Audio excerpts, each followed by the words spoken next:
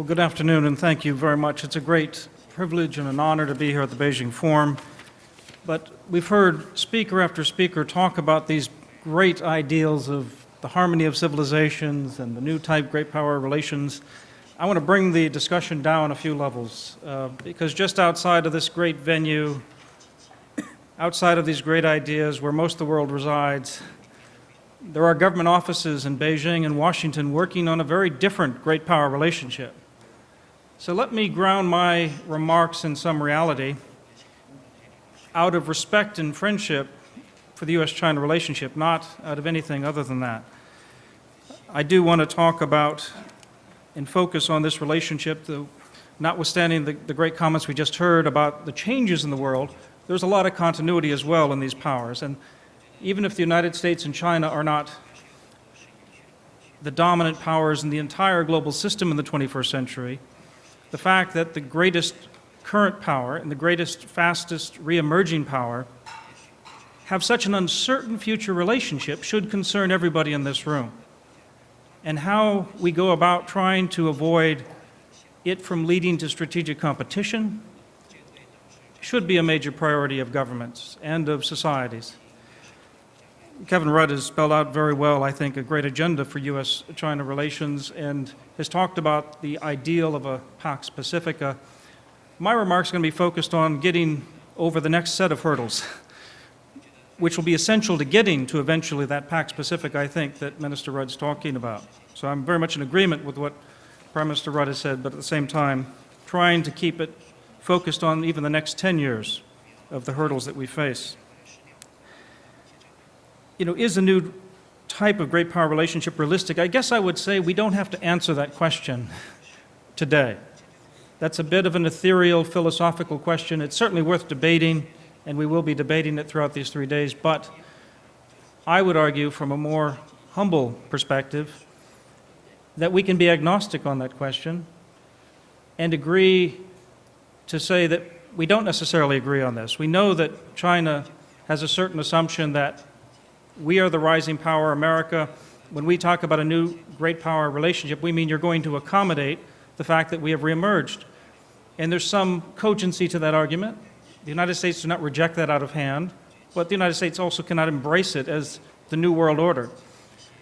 Similarly, the United States wants to focus on, indeed, an inclusive rules-based global architecture, wants to focus on rules that the United States has helped to craft, especially since the end of World War II, and we know that China can't simply embrace all of those rules when they have not been the norm setters, as Kishore Mahbubani put it. So I would argue putting aside the new great power relationship and focusing on what can China and the United States do effectively that really addresses core strategic challenges that these two countries face. And I talk about the security agenda here today mostly because I'm trying to get to what is most neuralgic, what is most concern, even though I absolutely applaud and approve of a comprehensive agenda that includes, for instance, on the trade, an inclusive trans-Pacific partnership. That is indeed what the United States is working for, not something that excludes China, but that will include all of the Indo-Pacific. And I applaud the greater political dialogue that is going on in this region, especially building ASEAN-based institutions that can become a legitimizing force for a wider discussion for countries outside of the 10 members of the Association of Southeast Asian Nations. But I want to focus on 3 challenges, and the reason these challenges matter in the first instance is simply because given the global challenges that the world faces, given the challenges that China faces, that the United States faces, we can't afford the opportunity cost of having these two countries waste energy on unnecessary strategic competition. Secondly, in the midst of the tensions that we face, especially around the Asia-Pacific region, there is a serious possibility of miscalculation and accidental or inadvertent conflict, largely driven perhaps by domestic forces in various countries, all countries that are concerned. And as a result of that, we better be acting proactively, not facing the strategic drift that Prime Minister Rudd was talking about. of inert diplomacy. Now, I happen to think that rebalancing policy is not about the containment of China, but it is about a strategic challenge to China.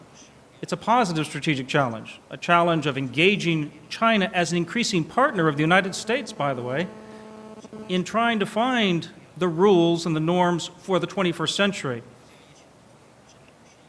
I think that the three challenges that we face, though, in the security realm are very serious, and a lot of my Chinese friends and others around the region ask, what can we do to actually start to reverse some of these challenges, because they're getting worse every day. The first challenge is the growing maritime insecurity that we face, not just in the near seas of China, but in the Asia-Pacific region. They're becoming increasingly confrontational, contested, and marked by coercive diplomacy, not because they're going to lead to war in any visible period of time, but they could lead to an altercation, a miscalculation, an accident. And the tensions are increasingly being propelled by domestic forces in the countries of the region. I don't think the United States or any other actor outside of Asia Pacific can force the resolution of these disputes, both especially in the East and South China Seas. What we can do is we can come together internationally and support the creation of risk reduction measures. That may sound very modest, but risk reduction is the common interest that is effectively the next step toward building trust and reversing this current momentum of greater distrust in the region and of greater strategic competition in the region. This, of course, includes things like lowest common denominator multilateral exercises and humanitarian assistance and disaster relief, but I'm talking about the hard issues. I'm talking about making sure that the militaries and the coast guards in Asia Pacific in particular start to come up with common rules of behavior, enforceable rules of behavior. This is the next step, short of settling sovereignty disputes, that will allow for greater joint development, continue to allow the global commons in this region, the maritime commons, the air commons, as well as the cyber and space to remain open. I think the second challenge we face, though, is one of reversing the current trend toward nuclear proliferation, particularly the one that is the biggest threat to peace in Northeast Asia, and that's in North Korea.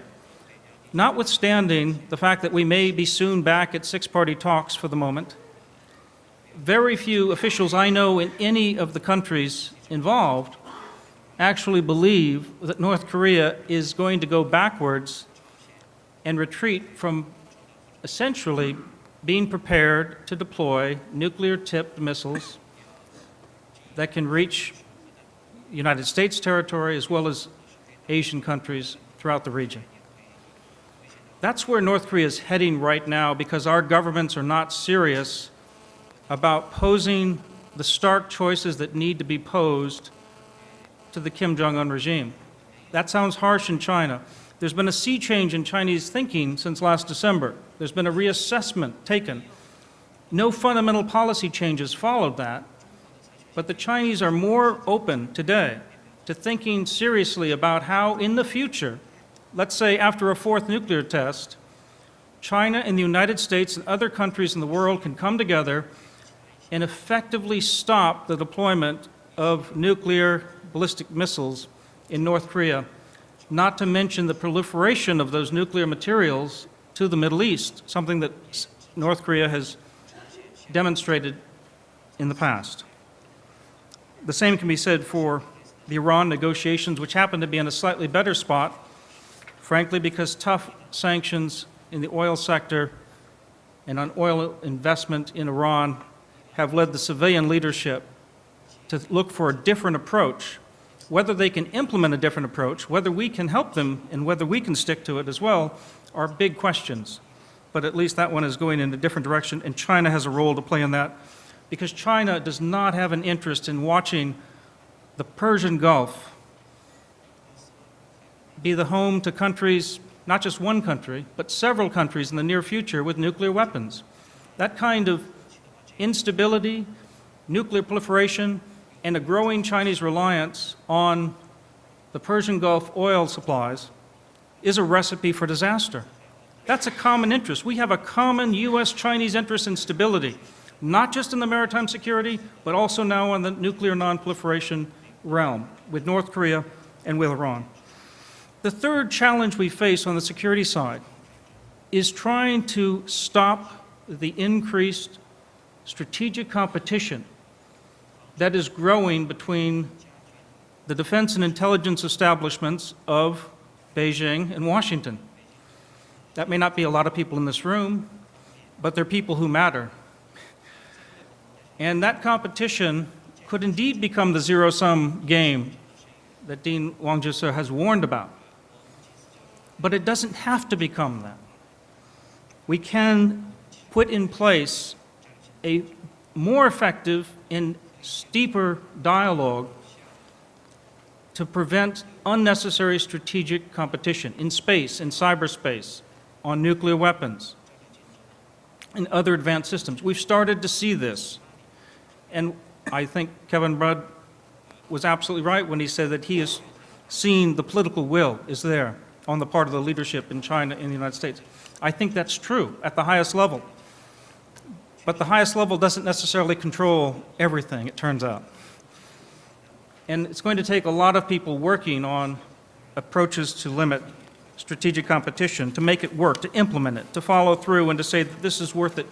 The reason it's worth it is because China and the United States do not want to go to war, period. They have an interest in stability, period. They have an interest, therefore, in managing strategic competition, in stopping nuclear proliferation, and in finding rules of the road in the maritime space. And if you can take these three steps, I would argue maybe we will get to a new great power relationship. But I'm going to leave that to future historians to decide. Thank you very much.